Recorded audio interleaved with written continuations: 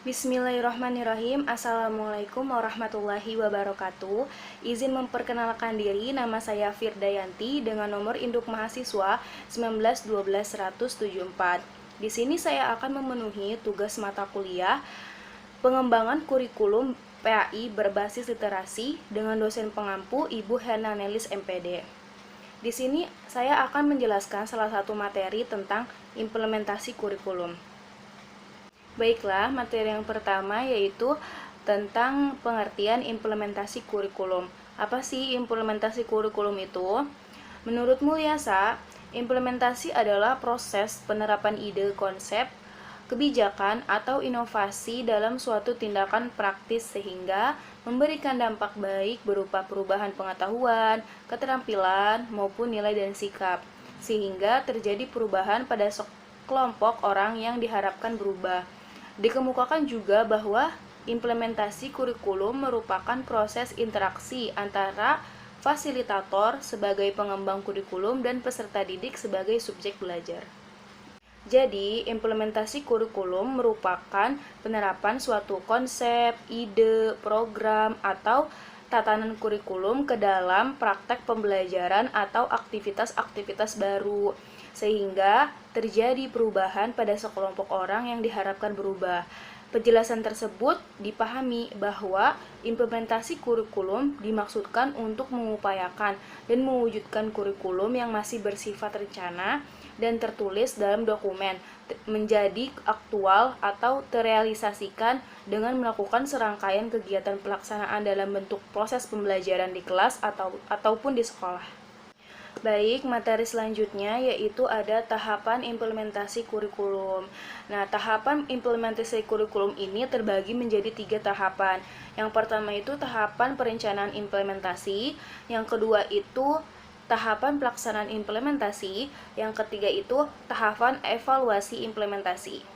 Nah, yang pertama itu ada tahapan perencanaan implementasi. Nah, tahapan ini bertujuan untuk menguraikan visi dan misi, mengembangkan tujuan implementasi operasional yang ingin dicapai. Usaha ini mempertimbangkan metode teknik, sarana dan prasarana pencapaian yang akan digunakan, waktu yang dibutuhkan, besar anggaran, personalia yang terlibat dalam sistem evaluasi, dengan mempertimbangkan tujuan yang ingin dicapai beserta situasi, kondisi, serta faktor internal dan eksternal. Yang kedua yaitu ada tahapan pelaksanaan implementasi. Nah, tahapan ini bertujuan untuk melaksanakan blueprint yang telah disusun dalam fase perencanaan dengan menggunakan sejumlah teknik dan sumber daya yang ada dan telah ditentukan pada tahap perencanaan sebelumnya. Nah, jenis kegiatan mungkin dapat bervariasi sesuai dengan kondisi yang ada. Teknik yang digunakan, alat bantu yang dipakai, lamanya untuk mencapai kegiatan, pihak yang terlibat, serta besarnya anggaran yang telah dirumuskan dalam tahap perencanaan ditambahkan kembali dalam praktik. Nah, dan yang ketiga, yang terakhir itu ada tahapan evaluasi implementasi. Nah, untuk memeriksa apakah melalui perencanaan dan pelaksanaan yang diberikan telah tercapai, maka tahap ini bertujuan untuk melihat 2 hal. Yang pertama itu melihat proses pelaksanaan yang sedang berjalan sebagai fungsi kontrol, apakah pelaksanaan evaluasi telah sesuai dengan rencana dan sebagai fungsi perbaikan jika selama proses terdapat kekurangan. Yang kedua, melihat hasil akhir yang dicapai dari hasil perencanaan. Materi yang selanjutnya yaitu implementasi kurikulum sebagai proses pengembangan kurikulum. Nah, kurikulum sebagai sebuah pedoman dan perencanaan dalam kurikulum terdiri dari organisasi kurikulum, implementasi, dan evaluasi. Nah, dalam proses ini, implementasi menjadi fokus utama dalam pengembangan kurikulum di sekolah. Pembelajaran merupakan implementasi dari rencana kurikulum yang melibatkan interaksi antara siswa dan guru dalam suatu lingkungan sekolah. Sistem implementasi kurikulum terdiri dari komponen-komponen yang saling berinteraksi.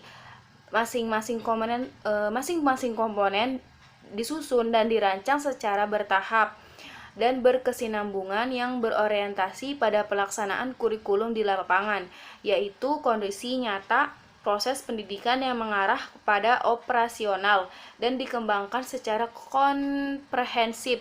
Seluruh komponen yang ada dalam manajemen menjadi bagian pertahapan atau langkah dalam proses implementasi kurikulum di lapangan sekolah.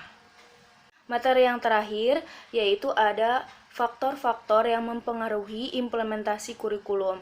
Menurut Mulyasa, mengemukakan implementasi kurikulum dipengaruhi oleh 3 faktor. Yang pertama itu karakteristik kurikulum, yang kedua strategi implementasi, yang ketiga karakteristik penggunaan kurikulum. Nah, yang pertama itu ada karakteristik kurikulum yang mencakup ruang lingkup ide baru suatu kurikulum dengan kejelasan bagi pengguna lapangan.